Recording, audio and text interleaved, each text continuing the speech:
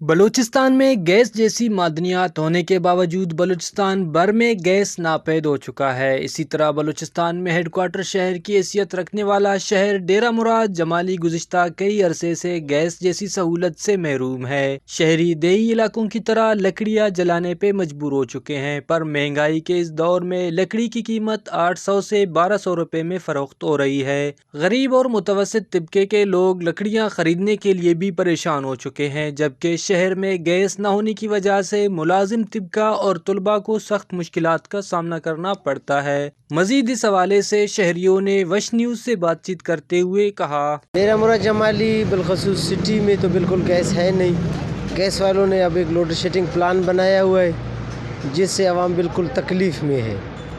شہری علاقے میں دیگر سہولت نہ ہونے کی وجہ سے گھریلو کی جو صارفین ہیں ان کو دار و مدار سارے گیس پر ہوتا ہے، اور گیس اس وقت دیا جاتا ہے جب اس کو کچھ ضرورت نہیں ہوتی۔ بچے اسکول نہیں جاتے، ان کو گرم پانی اس حالات میں پھر بھی ان کی تکلیف زیادہ ہو رہا ہے۔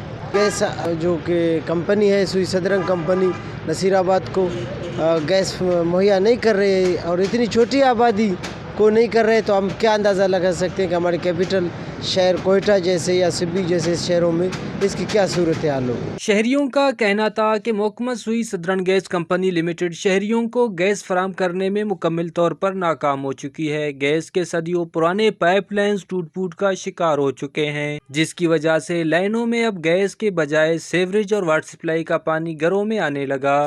میں ووکیشنل ٹریننگ سینٹر لانگا والا ایریا میں گیس تو بالکل استے نہ، لیکن چند میں ملازمت طبقہ آیا ٹی ٹی سی کالونی ہم گیس جدے دن، لیکن کودا بولتے پہاڑ نکلا چوہا ہما گیس لینا ہم نصیر آباد گیس تو نہیں، لیکن سپلائی مار کو نہیں، پر گیس ہندا کستے آف مار میسر ضرور بھی ہے، لیکن گیس نیس شواز گندے سردی موسم میں نقصانات بعض کم از کم نی دار ہے کستے خشکیں کستے دار کستے 1200 1400 کستے من مل لگی۔